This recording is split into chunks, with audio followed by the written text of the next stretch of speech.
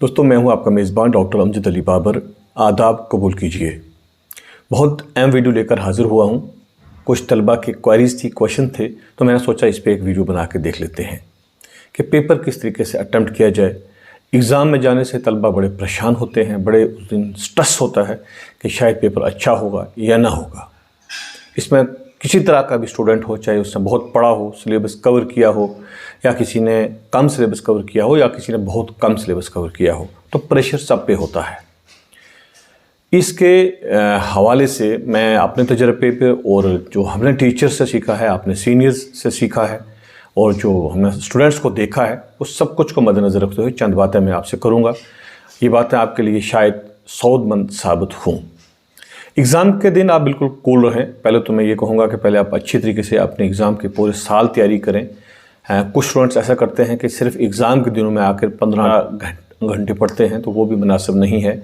उससे बहुत सी चीज़ें आप याद तो करते हैं, लेकिन एग्ज़ाम के फ़ौरन बाद वो आपके जहन से निकल जाती हैं। हालांकि जो पढ़ाई हमने करनी है वो इसलिए करनी है ताकि हम उसको याद रख सकें कि ये माने कि हमें बिल्कुल वो आ जाए, चलते फिरते भी अगर कोई हमसे पूछे तो हम उसको बता सकें। एक तो आपको ये करना है। दूसरा, जो थ्योरेटिकल पेपर होते हैं ये लंबे होते हैं, डिटेल्स होते हैं काफ़ी। अगर हम कॉम्पिटिटिव एग्ज़ाम में ऑब्जेक्टिव टाइप टेस्ट देखें तो वो डिफरेंट ट्रेंड का है, उस पर फिर कभी वीडियो करेंगे। लेकिन जो क्वेश्चन जहाँ पर लिखने होते हैं, 4 पेज का 5 पेज का क्वेश्चन लिखना होता है, या मैथमेटिक्स की क्वेश्चन सॉल्व करनी है, यहाँ फिजिक्स और केमिस्ट्री की जहाँ पे आपको न्यूमेरिकल्स करनी है, इक्वेशंस लिखनी है, तो इस तरह के क्वेश्चन, या फिर आर्ट्स के आपको लंबे लंबे क्वेश्चन लिखने हैं, उनको एनालाइज करना है, क्रिटिकल एनालाइज करना है, एग्जामाइन करना है, तो थोड़ा वक्त दरकार होता है, आपकी प्रिपरेशन दरकार होती है।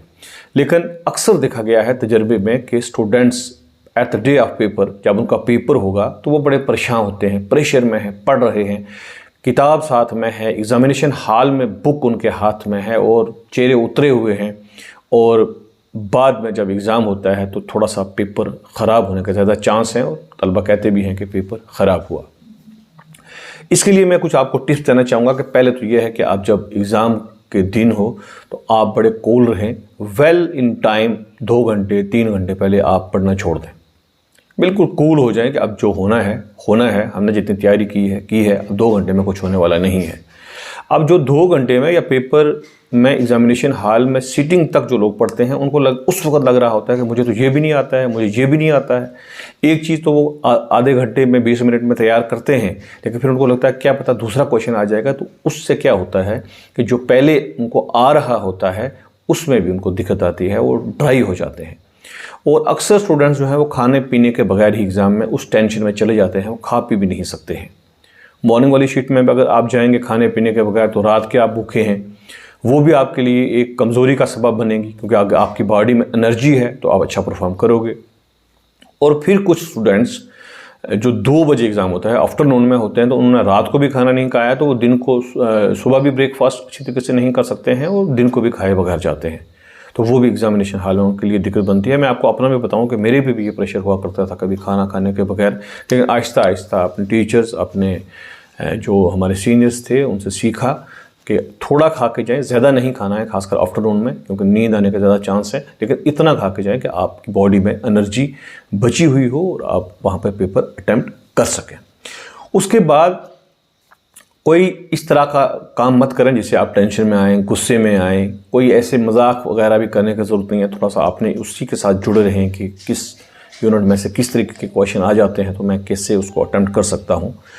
और फिर ऐसा करें कि जब आप एग्ज़ामिनेशन हॉल में पहुँच जाते हैं, आपके हाथ में पेपर आ जाता है, पेपर आप बड़े आराम से पढ़िए, पेपर देखिए कि आपको पेपर किस तरीके का आ रहा है, कितना आ रहा है, कितने क्वेश्चन जो हैं वो बहुत अच्छी ग्रिप में आपके पास हैं, और कितने क्वेश्चन ऐसे हैं जो ज़्यादा ग्रिप में आपके पास नहीं है।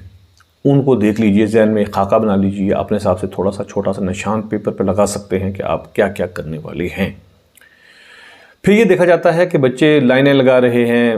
अब हो सकता है कुछ सब्जेक्ट्स में लाइनों की भी ज़रूरत हो, कुछ कापी को फोल्ड कर रहे हैं, वक्त ज़ाया कर रहे हैं अपना, तो आप आराम से स्टार्ट करिए। जो क्वेश्चन आपको सबसे अच्छे आते हैं वहाँ से स्टार्ट करिए, और इसी तरीके से करते जाइए। मान लेते हैं 80% या 70% पेपर आपको अच्छा आता है और 30% नहीं आता है, वो 30% भी आप जब 70% बहुत अच्छा कर लेंगे, आपका कॉन्फिडेंस इतना बिल्ड हो जाएगा कि बहुत से पॉइंट्स आपको ऐसे याद आ जाते हैं। क्योंकि आजकल कंसेप्चुअल क्वेश्चन होते हैं, कॉन्सेप्ट बेस्ड होते हैं, तो वो क्वेश्चन भी आप करके उनमें से भी आप अपने मार्क्स अच्छे ले सकते हैं और अपनी परसेंटेज को मेंटेन रख सकते हैं।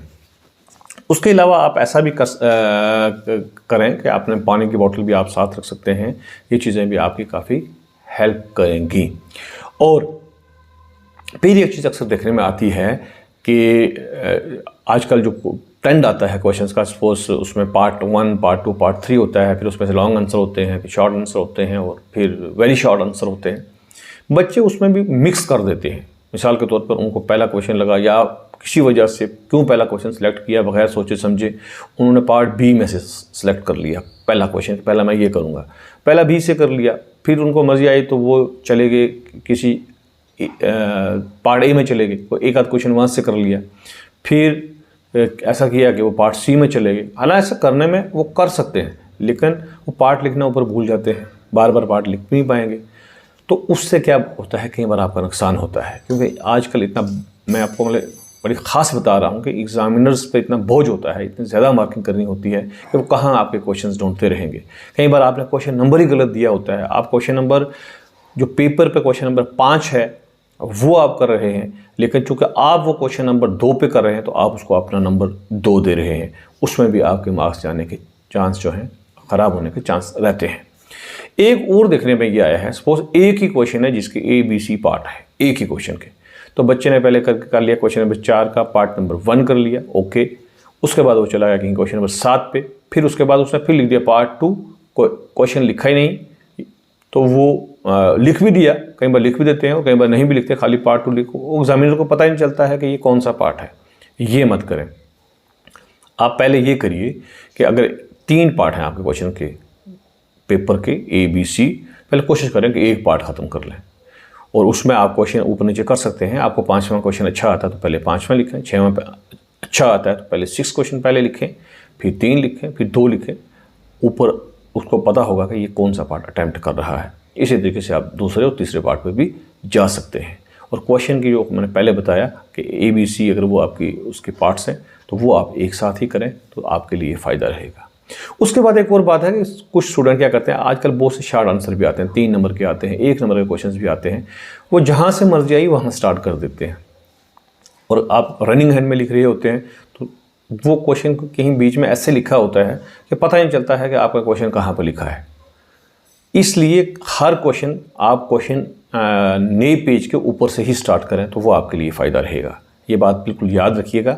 जब आपका एक क्वेश्चन ख़त्म होता है, सपोज पेज के हाफ में ख़त्म हुआ तो उसको क्लोज़ करें, नेक्स्ट क्वेश्चन पेपर के टॉप से स्टार्ट करें, उसको पूरा सही तरीके से नंबर डालें और नंबर वही डालें जो पेपर के ऊपर होता है, वो आपके लिए अच्छा रहेगा। काफ़ी जब आप लिखते हैं नीट एंड क्लीन लिखें, बहुत ज़्यादा लाइनें लगाने की जरूरत नहीं है। लाइन्स लगाते हैं स्टूडेंट्स, अपना वक्त ज़ाया करते हैं।